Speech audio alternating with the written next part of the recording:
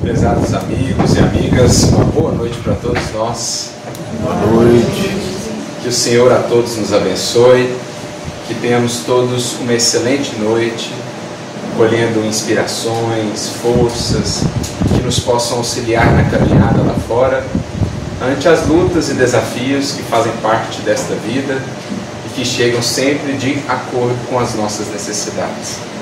Eu gostaria de agradecer, é sempre uma imensa alegria poder estar aqui em Dourado, temos corações, amigos tão queridos aqui, somos sempre tão bem recebidos e temos tido já há alguns anos essa oportunidade de pelo menos uma vez por ano aqui estarmos com vocês. Esperamos retribuir esse carinho que sempre nos é direcionado na forma de reflexões que possam ser úteis aos que aqui estão, encarnados ou não, também os espíritos que comparecem, para que todos nós juntos, entre dois planos, possamos comungar em torno da luz que é Jesus e das bênçãos do Consolador.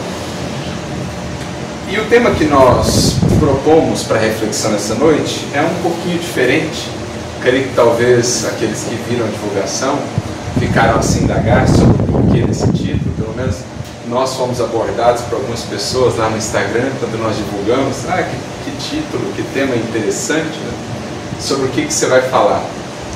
E imagino que alguns já tenham chegado à conclusão de que o tema vem das próprias palavras de Jesus. Então nós vamos tomar como ponto inicial das nossas considerações nessa noite uma fala, uma orientação do Mestre que está registrada no Evangelho de Lucas, capítulo 10, versículo 4. Nós vamos partir dela e vamos tentar entendê-la num nível mais profundo, como sempre buscamos fazer no estudo do Evangelho à luz da doutrina espírita.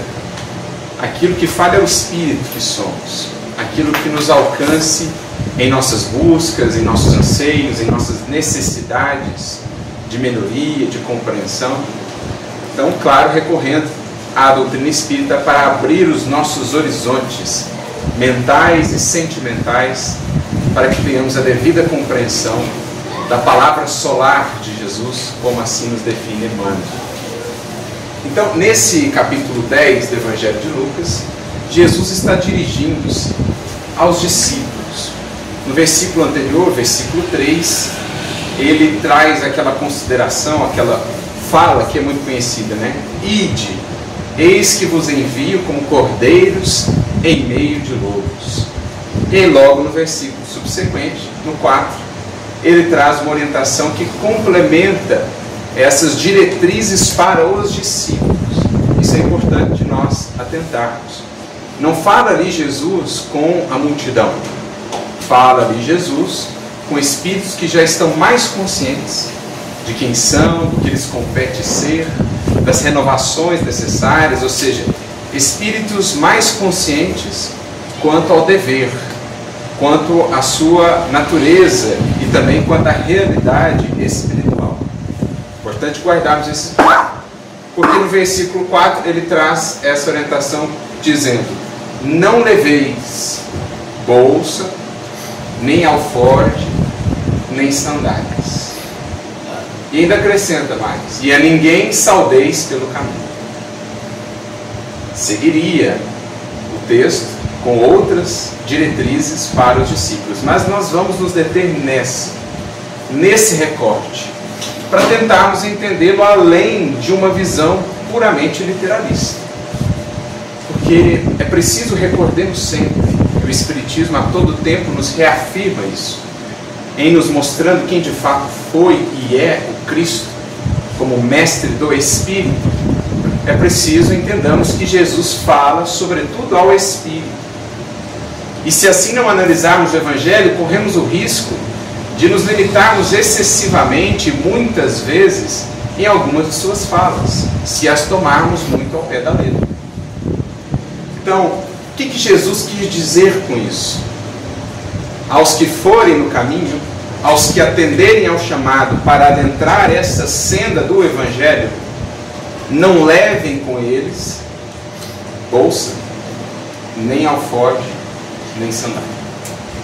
Estaria, portanto, Jesus condenando qualquer forma de previsão ou de provisão? Vou fazer uma viagem, faço uma malinha, né? Vou mudar de cidade, ou a família está crescendo, eu vou fazer uma breve provisãozinha ali, ainda que ligeira, ainda que diminuta, uma provisão para a gente poder atender as demandas da vida material e tudo mais. Então, estaria Jesus condenando toda e qualquer forma de posse, mesmo a mais básica ali? Seria essa a ideia? Seria essa a visão? Não faria sentido Jesus, ou interpretar Jesus, uma abordagem assim tão, digamos, restrita ou restritiva. Ele sabe que o mundo apresenta aí as necessidades relativas ao mundo, tanto que nos pediu que dessemos a César o que é de César e que dessemos a Deus o que é de Deus. Então, mais do que uma condenação no aspecto exterior de levarmos uma bolsa, de levarmos aí um alforje, já vamos refletir sobre cada um desses símbolos, ou de termos uma sandália, quer dizer então que Jesus nos priva até da possibilidade de termos uma sandália e nos convida a caminhar descalço? Seria essa a ideia? Não, é preciso entendermos um sentido mais profundo, que diga respeito ao espírito na sua relação com a vida material. Na sua relação com a matéria. E para a gente ir decodificando então a mensagem de Jesus, a gente sempre começa do que é mais palpável para chegarmos àquilo que é mais abstrato. Então, a primeira coisa é entender os elementos de que Jesus está se servindo na lição. O que é a bolsa, qual a finalidade dela, o alforje e a sandália dela. Então, a bolsa, acho que é a mais intuitiva, assim como a sandália também. O alforje talvez gere uma certa dúvida, porque é uma palavrinha um pouco distinta, não tão conhecida no português. Mas a bolsa era aquela utilizada por aqueles que fariam ou faziam ali as viagens, né, os peregrinos. A bolsa geralmente era onde eles guardavam os recursos monetários para a sua locomoção, para a viagem que realizariam. A sandália, Jesus, não fica claro no texto, né, se Jesus fala para que não fosse levada uma sandália extra ou para que o indivíduo sequer utilizasse uma sandália. A nosso ver, parece que ele fala a respeito de uma sandália adicional, o que já nos ajuda a entender melhor a ideia do que ele está querendo transmitir. Mas a sandália também, a sua significação ali é mais óbvia para nós. E o alforje era uma espécie de bolsa também. É uma bolsa que talvez vocês já tenham visto em filmes, é uma bolsa em duas partes. Ela tem uma parte aqui, outra parte aqui, uma alça que liga as duas partes. Então, às vezes, o viajante coloca uma parte aqui, a outra atrás, e ela vai apoiada, ou no cavalo, você passa a alça ali atrás do cavalo, no jumentinho, como era comum à época, fica uma parte do alforje de um lado, uma parte do alforje de outro lado. E ele era usado, sobretudo, para transporte de determinados objetos, em especial de provisões. Então, alimento, água, alguma coisa que era necessária para a manutenção, era transportada no alforje. Então, a gente já consegue aqui fazer uma correlação. O que esses objetos, digamos, representam em termos da vida material, de determinados elementos de que nos servimos na vida material. A bolsa faz uma referência a recursos monetários. O alforje faria então aqui uma referência às provisões, ao alimento, a uma capa que talvez eles carregassem ali, portanto a vestimenta, a algum bem que ele pudesse adquirir durante a viagem, algum presente que ele pudesse receber. Então o alforje diz respeito aos bens. E a sandália ali, de alguma maneira, está associada a um certo conforto. A sandália adicional seria também, faz também para nós aqui uma referência ainda que singela a um certo espírito de acúmulo, né? Por um lado uma segurança, mas num limiar às vezes de estar querendo sempre ter mais do que de fato a gente precisa. Então, primeiro a gente traz essa simbologia mais básica dos elementos. Ao invés de tratarmos agora de uma bolsa, de um alforje e de uma sandália, nós estamos tratando agora da nossa relação com bens materiais, com recursos monetários e com o conforto, com o acréscimo de coisas que às vezes a gente vai acumulando e que não são necessariamente necessárias. A sandália adicional, será que ela realmente seria ali necessário. Então já começa a mudar um pouco o horizonte de reflexão em torno do que Jesus está nos falando.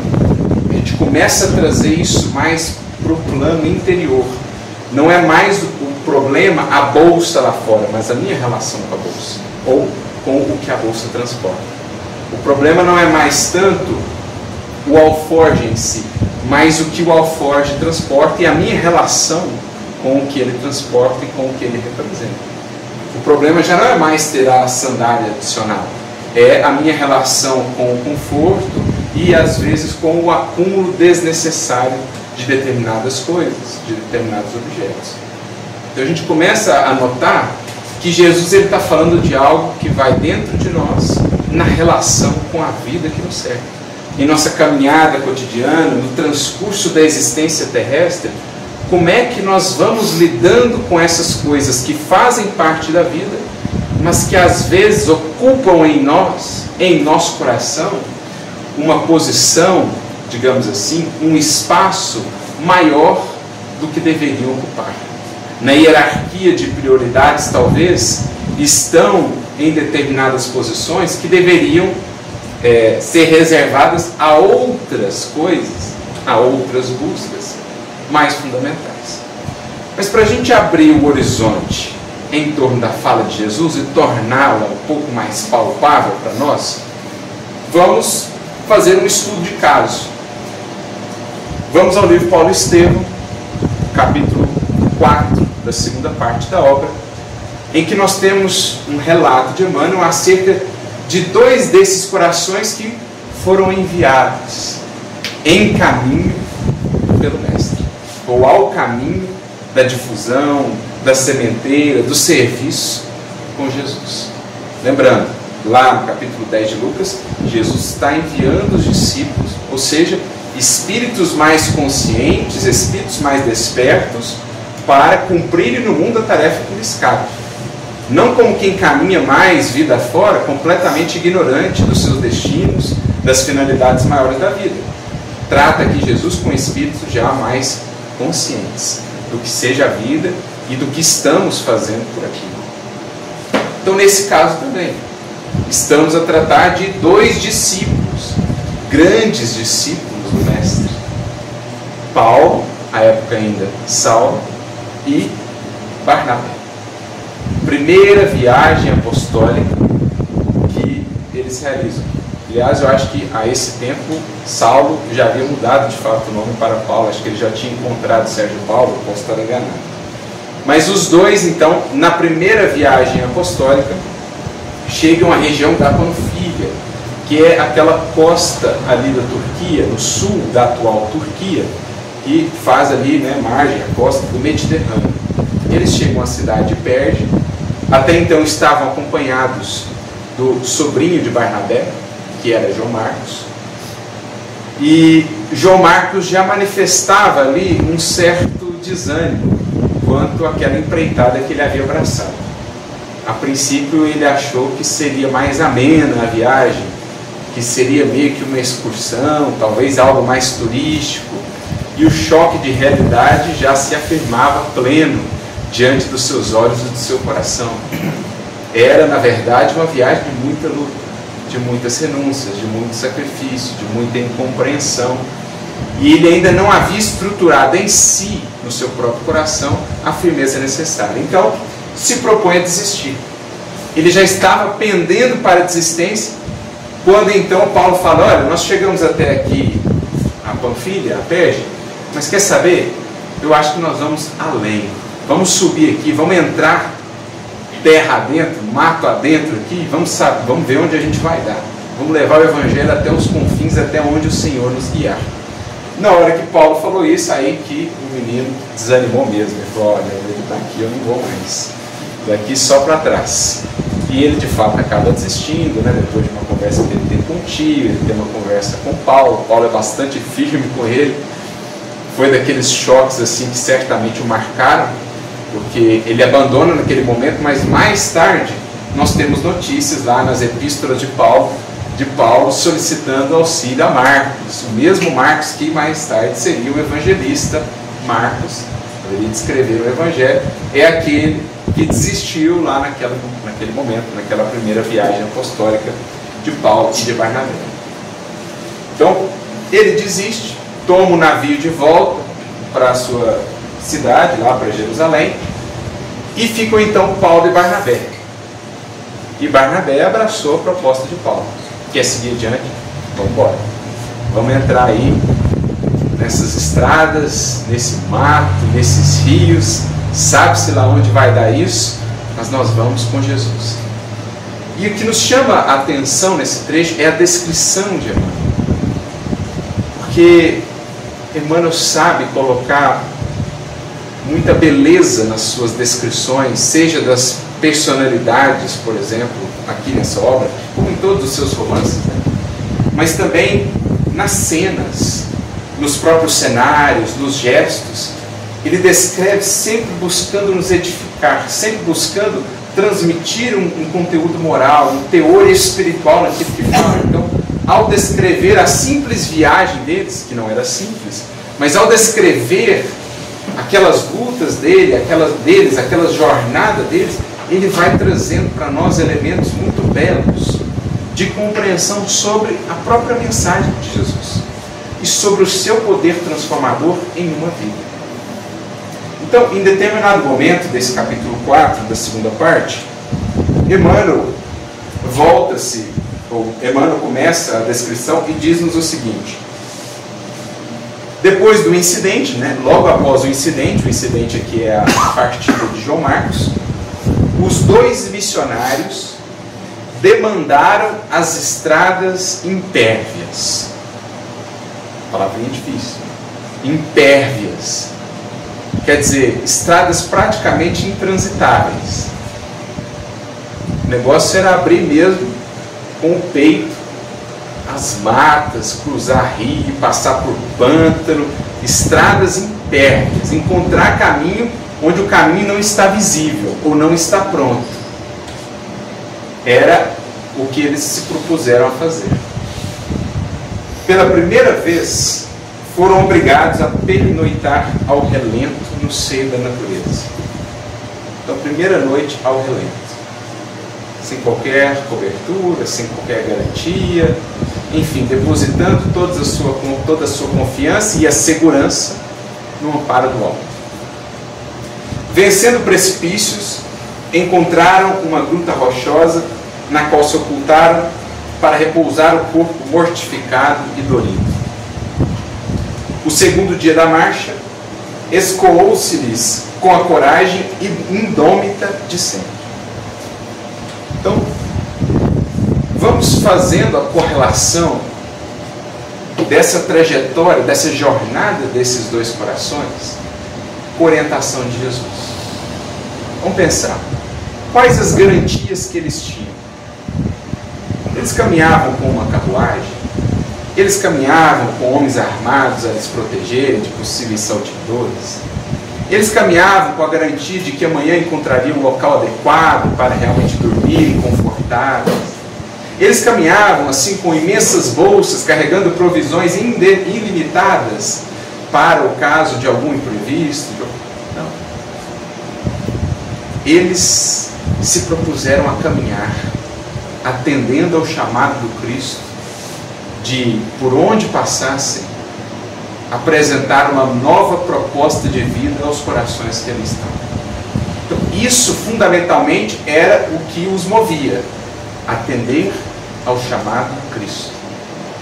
Ser, onde estiverem, com quem fosse, emissários e representantes de Jesus.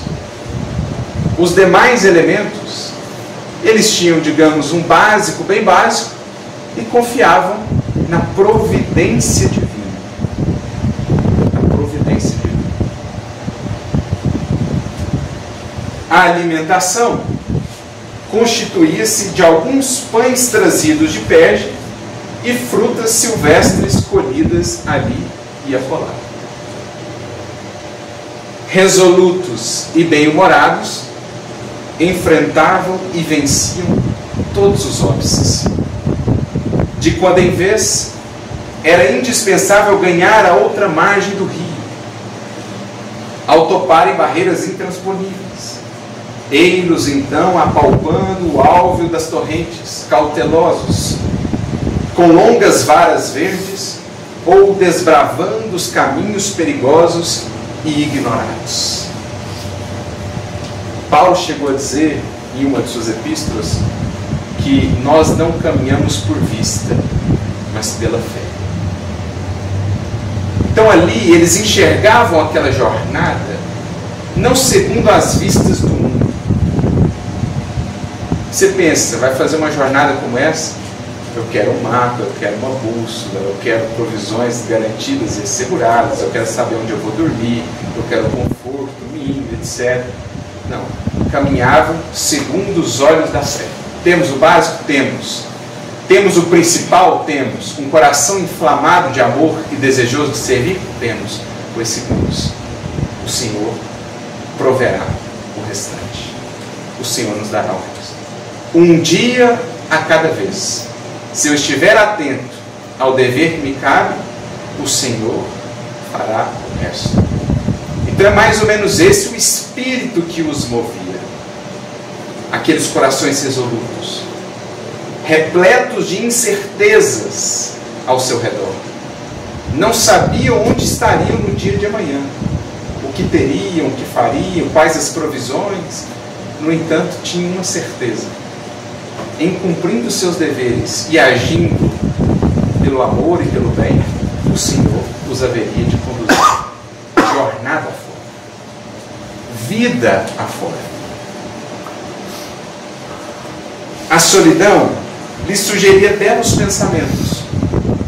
Sagrado otimismo extravasava dos menores conceitos. Ambos afagavam carinhosas lembranças do passado afetivo e esperançoso.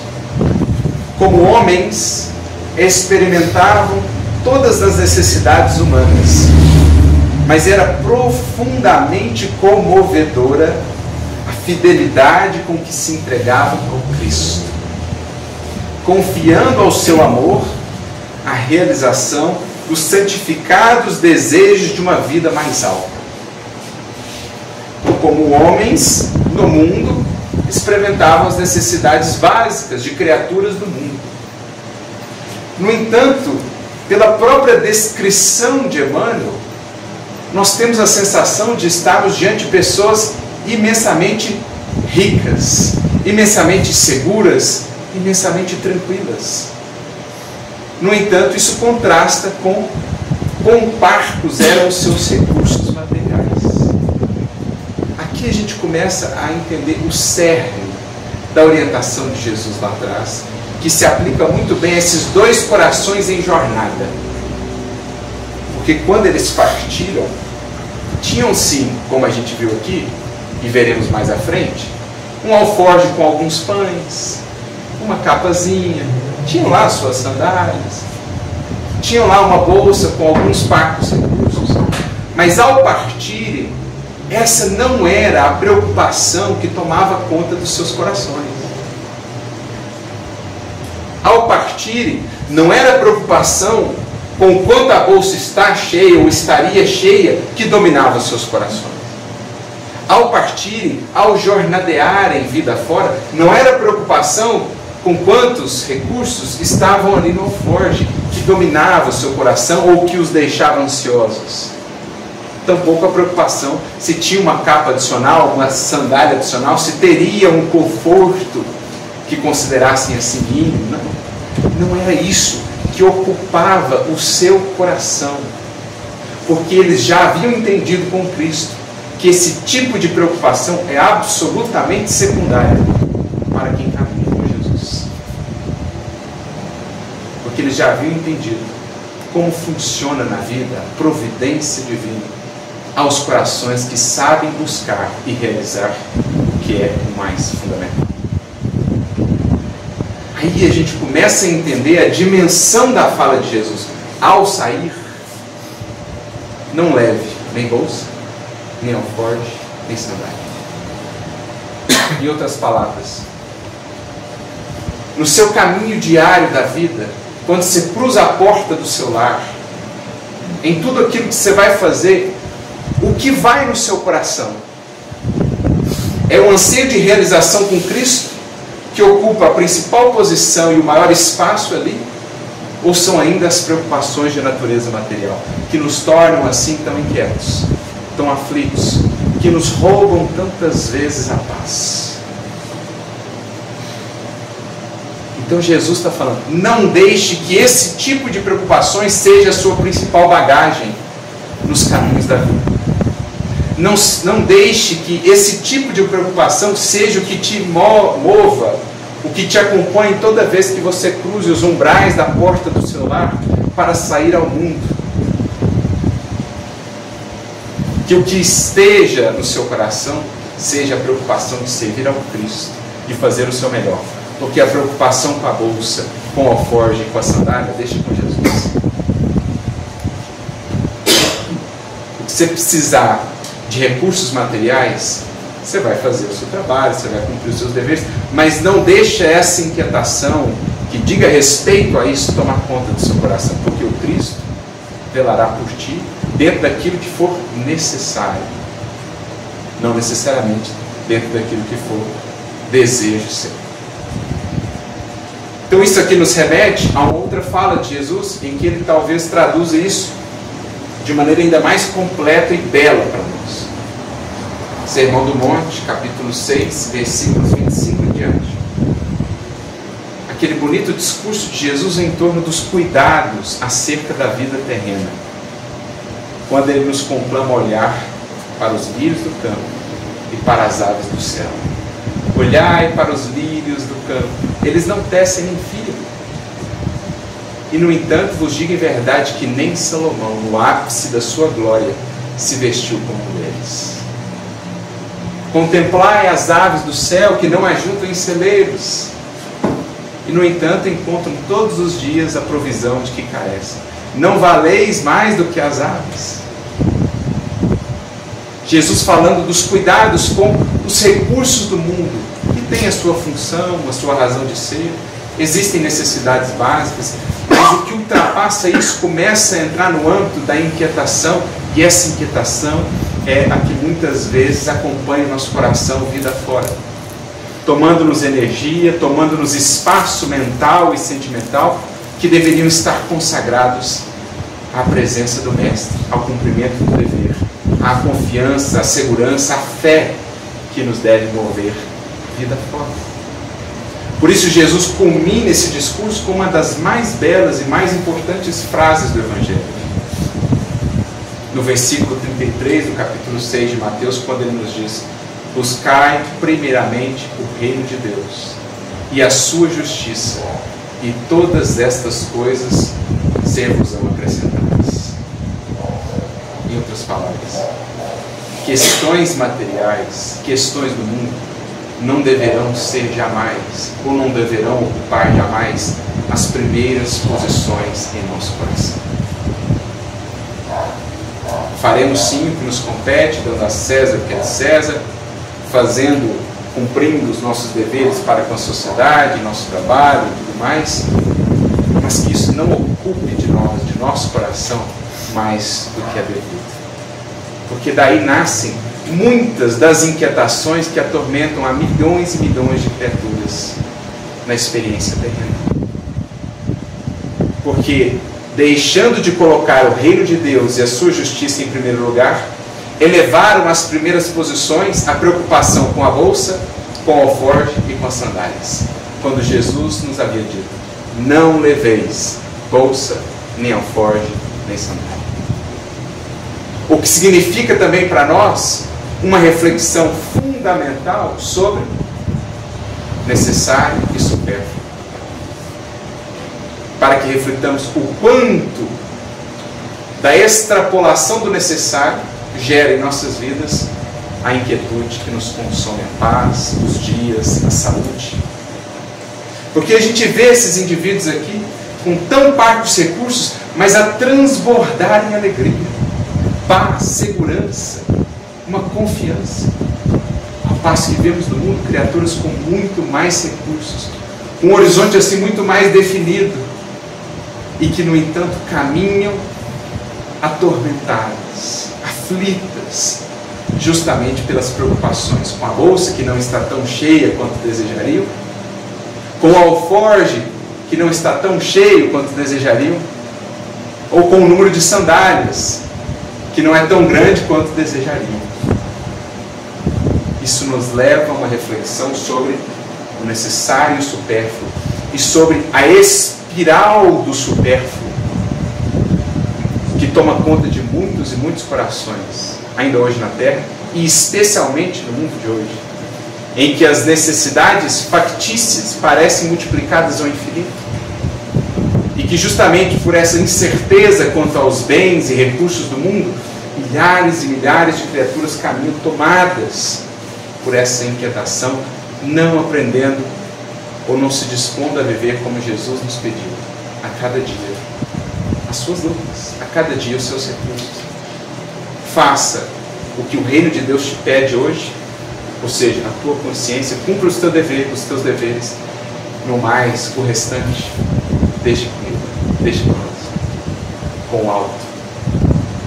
Que é tão interessante isso, que lá no versículo 35 do capítulo 22 de Lucas, Jesus diz assim para os discípulos: olha, quando eu vos enviei sem sandália, sem bolsa, sem alforje, sem sandália, porventura vos faltou alguma coisa?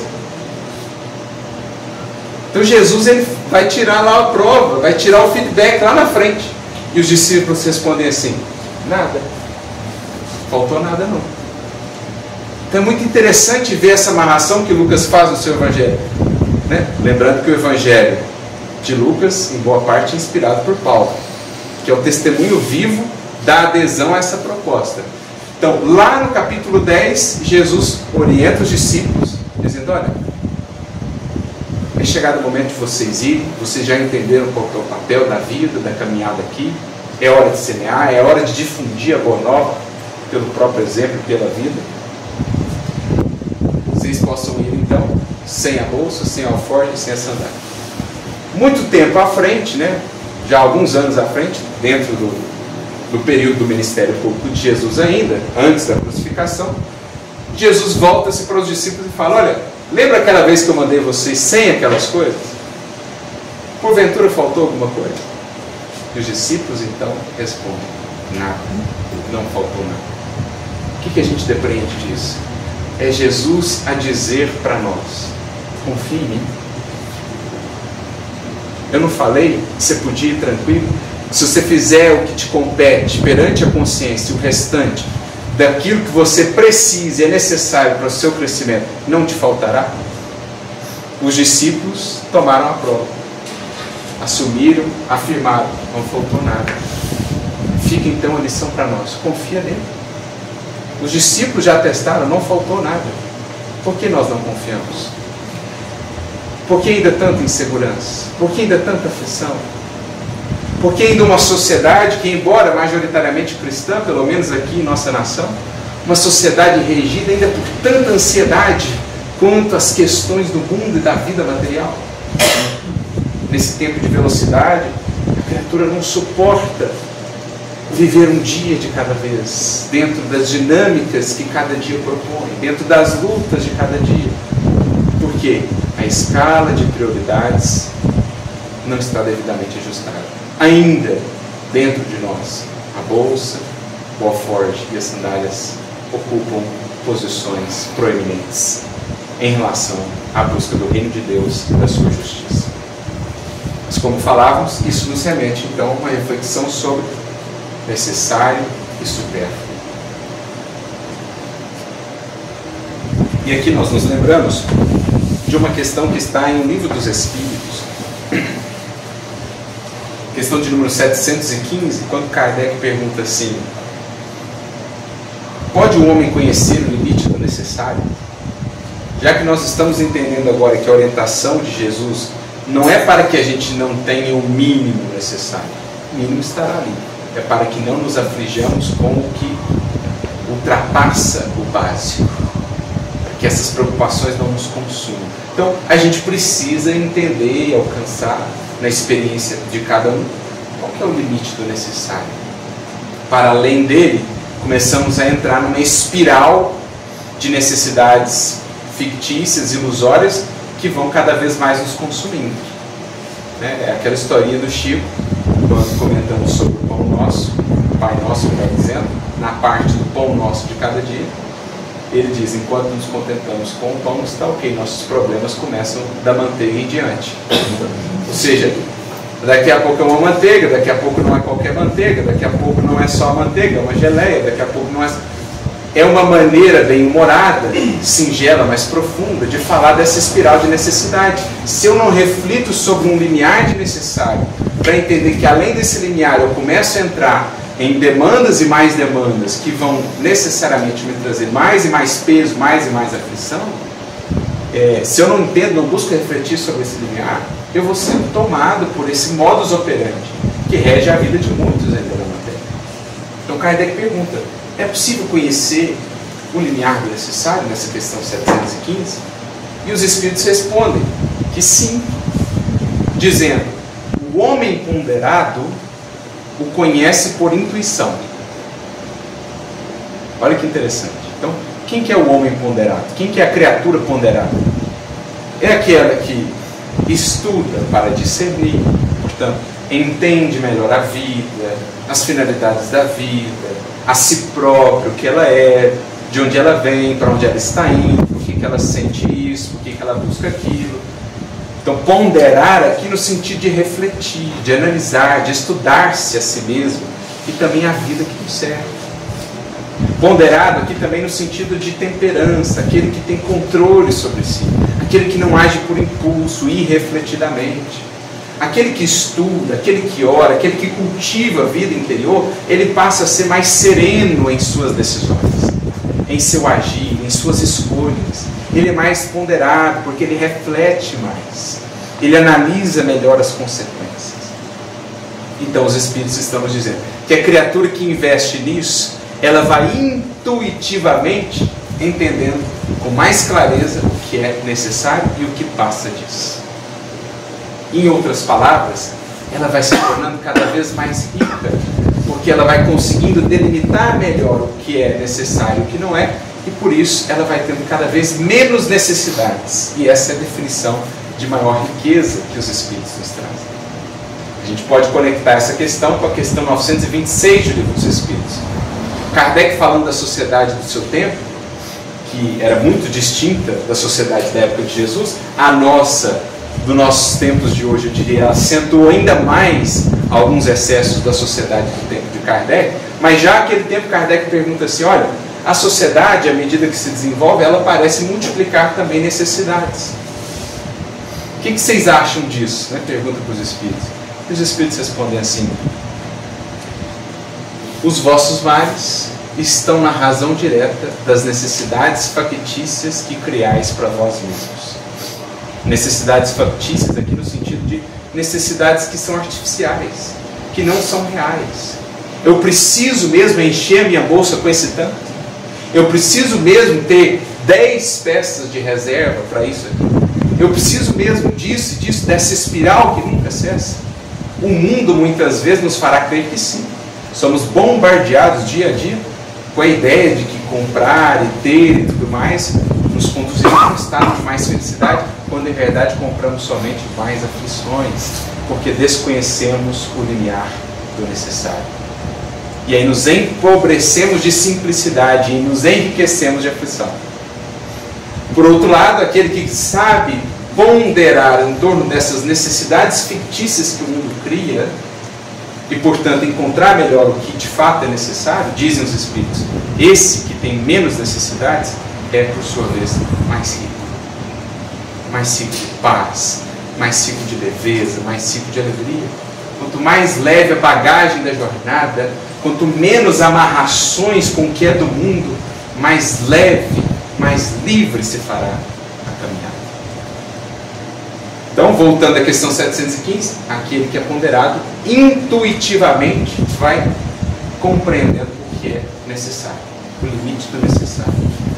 Então, cada vez mais ele vai percebendo o quanto pode ser mais rico, mais feliz, com menos apego, com menos excessos. Só que os Espíritos acrescentam na resposta. Muitos, no entanto, Ou seja, a maioria só vai aprender isso com a experiência e a própria custa. Ou seja, nas lambadas da vida, com a dor. Eu me lembro de uma outra passagem que está aqui no Paulo Estevam também, um pouco mais à frente, no capítulo 9, quando Paulo, prisioneiro, está indo para Roma. E eles pegam uma baita tempestade antes de chegarem em Malta, 14 dias de tempestade. Paulo até tinha previsto, olha, acho melhor a gente ficar aqui, não embarcar, porque eu estou pressentindo que a gente vai ter uns apuros aí. O capitão desprezou a opinião dele, afinal de contas, o prisioneiro, ouviu o prisioneiro, desprezou a opinião dele, tocaram o barco, 14 dias não enxergando nada, todo mundo enjoado, todo mundo desesperado, e só um homem que todo dia levantava e falava de Deus, de fé, de confiança, todo mundo espantado com aquela fé, com aquela grandeza. Quem que era esse homem? O apóstolo Paulo. E aí, em determinado momento, eles tinham que aliviar o peso do navio, para o navio ficar, não naufragar. Começaram a jogar fora tudo que era carga desnecessária. A carga de trigo que eles estavam levando, outras coisas. Paulo não perde circunstância de dar a lição, não perde a ocasião. Ele fala, está vendo isso aqui? Isso aqui, gente, é uma lição da vida para nós. Porque muitas vezes na tempestade que a gente vai descobrir o que realmente é essencial para o barco seguir e o que não é. O que pode ser alijado, o que pode ser jogado para fora. Você pega uma enfermidade, você descobre rapidinho o que é o mais fundamental da sua vida e o que é desnecessário.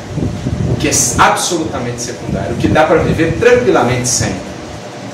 Você pega a enfermidade, o seu foco volta-se todo para as questões mais essenciais da vida. Você, sua consciência, a família, as relações, o que você está fazendo, o que te espera depois. Triplicar do salário fica para a última posição. O cargo tão desejado vai lá para as últimas posições. Por quê? É o mesmo sim. Vem a tempestade, você aprende a jogar tudo que é inútil fora, para focar no que é essencial. Então é o que os Espíritos estão falando. A imensa maioria das pessoas na vida, no mundo, só vai aprender isso às próprias custas. Ou seja, batendo cabeça. Quando já poderia estar aprendendo pelas vias da ponderação, da reflexão, do entendimento das lições de Jesus, que há muito já nos diz. Você vai caminhar na vida fora, meu amigo? Você vai sair da sua casa todos os dias? Pois bem, que não seja a bolsa, o alforge e a sandália a sua principal preocupação, mas que seja antes servir a Deus, fazer de você alguém melhor, porque você é o principal recurso que você precisa para a sua jornada. O que você tem a ofertar para o mundo está dentro de você e será desenvolvido dentro de você. O que é de natureza exterior, no máximo você faz uma transferência, porque é simples empréstimo. Agora, a única dádiva que temos de fato a ofertar ao mundo é o que parte de nós. Então, na sua caminhada com Cristo, atendendo ao chamado de alguém já mais consciente, lembre-te, você é o principal recurso. Antes de pensar na bolsa, antes de pensar no alforge e na sandália, pensa que você é o principal recurso. Então você precisa se engrandecer em sabedoria, se engrandecer em virtude, em amor, em humildade, porque é isso que o Cristo espera que você esparja por onde passa. E é isso que explica a postura desses dois. Voltando à cena que nós analisávamos, eles caminhavam com recursos absolutamente parcos do ponto de vista material, mas transbordavam alegria, otimismo, riqueza. E aí, na segunda noite da jornada, de novo, encontram uma caverninha ali, acendem uma lareira, uma fogueirinha, e diz-nos Emmanuel, depois de frugalíssima refeição, toda vez que eu leio o Paulo Estevam, esse frugalíssima me chama a atenção. Que quando a gente fala que uma coisa é frugal, ela já é simples. Uma refeição frugal já é simples. O Emmanuel fala, é frugalíssima refeição. Então, depois de uma frugalíssima refeição, imagina o corpo, hein? Entraram em rio, passaram por pântano, sol a pino, tal. Entra, vai dormir onde? Numa cama confortável, depois de um banho acalentador, não. Pedra, vai dormir em pedra, depois de uma frugalíssima refeição. E eles estão reclamando? Tão tristes, tão desanimados? Não. Veja só, passaram a comentar animadamente os feitos da igreja de Jerusalém. Noite fechada, então aquele breu lá fora, não se via nada. E ainda suas vozes quebravam o grande silêncio. Desdobrando os assuntos, passam a falar das excelências do Evangelho, exaltando a grandeza da missão de Jesus Cristo. Então, o Barnabé começa, né? Ah, se os homens soubessem a riqueza que está na boa nova. Paulo complementa, por sua vez, se reuniriam todos em torno dele. Ele é o príncipe que reinará sobre todos, diz Barnabé. Ninguém trouxe a este mundo riqueza maior, acrescenta Paulo. O tesouro de que foi mensageiro engrandecerá a terra para sempre. Então conversa vai, conversa vem, comentando as alegrias de conhecerem o Evangelho, a Boa Nova. De repente são surpreendidos por dois indivíduos que saem da escuridão da noite e entram na caverninha onde eles estavam. Primeira coisa que o indivíduo fala para eles, com um punhal em mãos, a bolsa. A bolsa. Agora imagina se a bolsa fosse a principal preocupação deles. Mas Jesus havia dito, não leveis bolsa. Não é no sentido de não levar a bolsinha material, lá estava a bolsinha material. Mas no coração deles, a bolsa não era a principal preocupação. Por isso, o espírito de serenidade com o qual eles vão lidar com a lição, com a experiência. Vejam só, a bolsa, grita um dos malfeitores. O Barnabé ficou um pouquinho pálido, mas o Paulo estava absolutamente sereno. Sereno, impassível, diz a irmã. Entreguem o que têm ou morrem. Paulo, com profunda presença de espírito, diz para o Barnabé, entregue a ele a bolsa, entregue a ele o dinheiro que resta. Deus suprirá as nossas necessidades de outro modo. Então, quem ocupava o primeiro lugar no coração? O reino de Deus e a sua justiça. E quem está a serviço do reino de Deus e a sua justiça, tem por companheira de sempre a paz e a serenidade. Então ali eles perdiam tudo. Porque quantos quilômetros ainda faltavam para chegar na cidade mais próxima? Sem recurso nenhum. E não bastasse isso, eles vão levar também os pães de cevada, vão levar as capas, ou seja, limpa, levou a bolsa, o alforje, deve ter levado a sandália também. Mas Paulo diz aqui, Deus suprirá. Deus suprirá. Porque nós estamos a serviço dele. Então, o quanto ele achar que é necessário para nós, ele há de nos dar. O que vier é o que ele entende que é melhor, se a gente estiver atento ao dever que nos cabe. Então o Barnabé esvazia a bolsa, os malfeitores vão recolher essa pequena quantia, mas aí um deles repara os pergaminhos que estavam na mão de Barnabé. Fala assim, olha, a gente estava ali de fora ouvindo a conversa de vocês e a gente ouviu falar de um grande tesouro, de um rei muito poderoso. Que história é essa desse tesouro aí? E aí o Paulo, né, assim, você vê, até num momento como esse, no meio do nada, talvez prestes a morrer, a presença de espírito conectado com o alto. Ele fala assim, é verdade. Esse material aí, ó, esses pergaminhos aí, são o mapa do tesouro. Eram as cópias que eles tinham dos primeiros escritos de Levi. E Paulo ainda acrescenta, quem seguir esse mapa e encontrar esse tesouro, nunca mais terá necessidade. A gente fica se perguntando, será que esse irmão seguiu o mapa e achou esse tesouro? Acredito que sim. Acredito que, passado algum tempo, ele deu uma chance para esses pergaminhos e de fato encontrou o que ele buscava sem saber. Porque as criaturas que buscam desesperadamente as coisas do mundo para satisfazer, em verdade buscam outra coisa de que ainda não tem consciência. Mas Paulo com a presença do Espírito, falou: tá aí o mapa, pode levar. E Barnabé entregou então as cópias que eles tinham das anotações de Levi para o indivíduo. O indivíduo então falou: olha, vocês deem graças a Deus aí que vocês não vão morrer, porque a gente não quer matar vocês. Apaga a tocha e os dois somem na escuridão da noite. Aí fica aquela coisa. Você imagina, tudo apagado, um sem ver a cara do outro.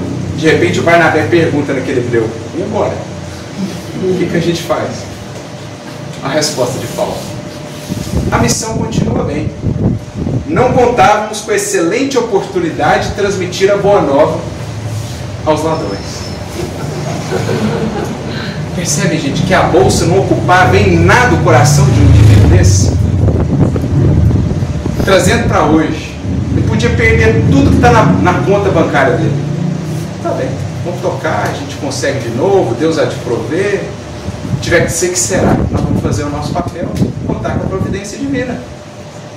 Podia perder todos os bens dele. Está muito bem. Como Jó, né? O símbolo do livro de Jó. Tudo bem, Deus seja louvado. Você me deu, Senhor? Você tomou?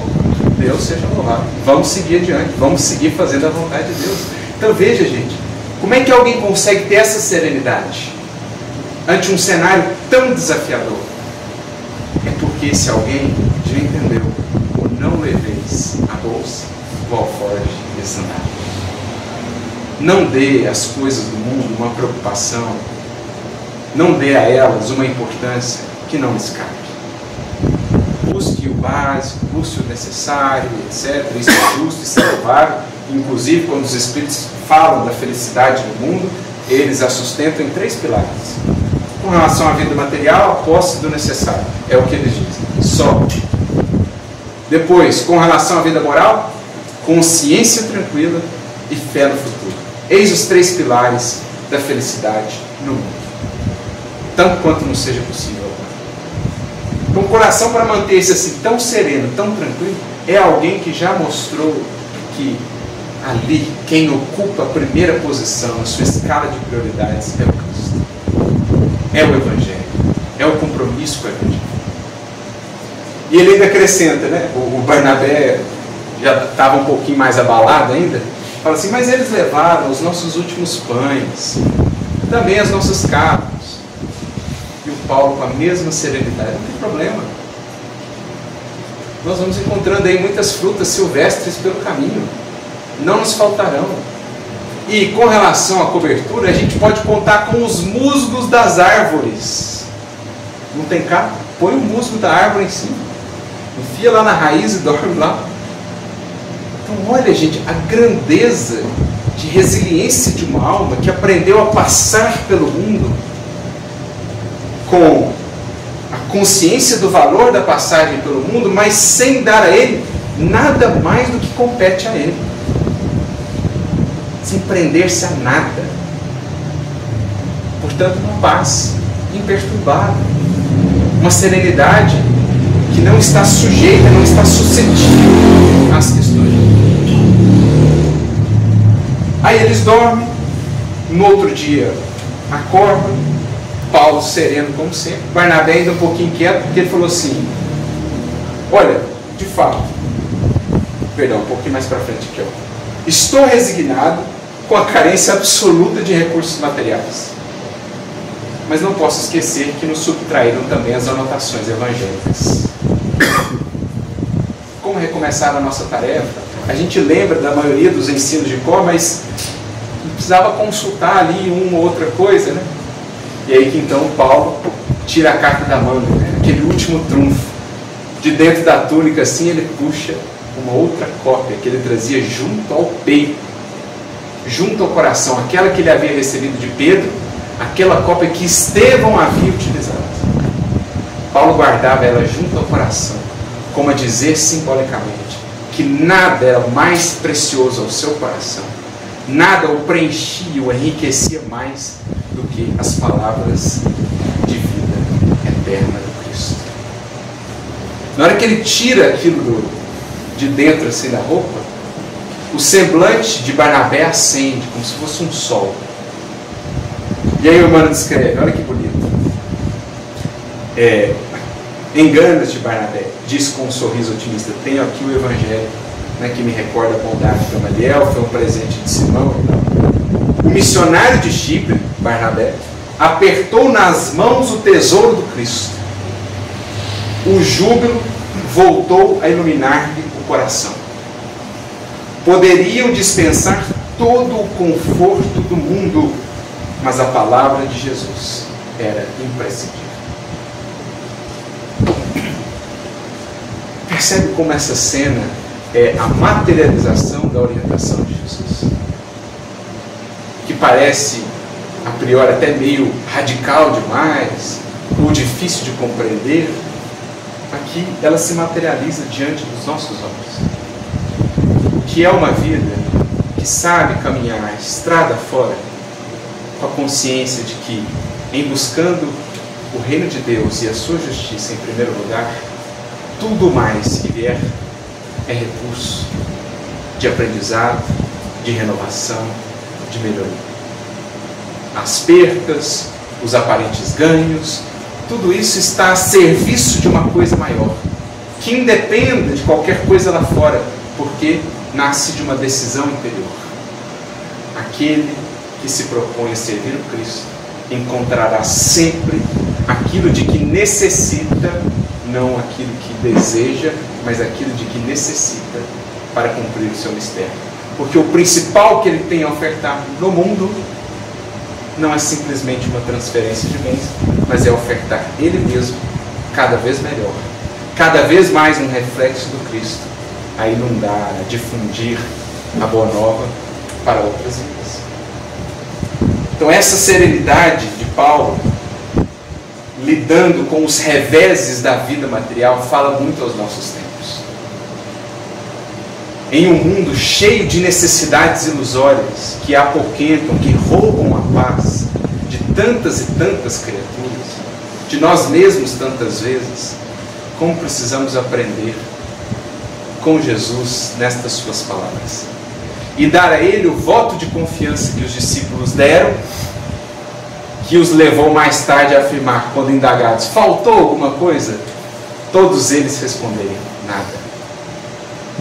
E temos a certeza de que se nós, de fato, vivemos de conformidade com essas palavras, ao chegarmos do lado de lá, ouviremos do alto a indagação, faltou alguma coisa?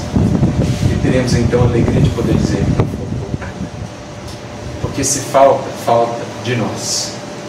Se falta, falta recurso nosso de mais consciência, de mais aplicação, de mais devotamento e de menos apego, de mais desprendimento no que tange as questões, posições, circunstâncias do mundo. Porque o Cristo assim prometeu, o Cristo assim nos orientou. Busquemos, portanto, primeiramente, o reino de Deus e a sua justiça, e todas estas coisas, as que se fizerem necessárias, serão acrescentadas. Lembremos-nos da figura de Jó, aqui citada, que, sendo provada em todas as experiências possíveis, diante de tudo aquilo que lhe acontecia, porque estava mais atento à vontade de Deus, sempre podia dizer, Senhor, Tu me deste, Tu me tomaste, seja feita a Tua vontade. Senhor, ajuda-me a compreender a Tua vontade, porque quanto ao resto, se eu fizer a minha parte, sei que estaremos garantidos dentro daquilo que precisamos. Que o Senhor a todos nos abençoe e que meditemos todos os dias ao cruzar as portas de nossos lares, se dali saímos com a bolsa, com a alforge, com as sandálias, ou se dali saímos já sem as preocupações excessivas, com a bolsa, com a alforge, com a sandália, mas sobretudo com a vontade do Cristo, aonde Ele nos levar. A todos, muita luz e muita paz.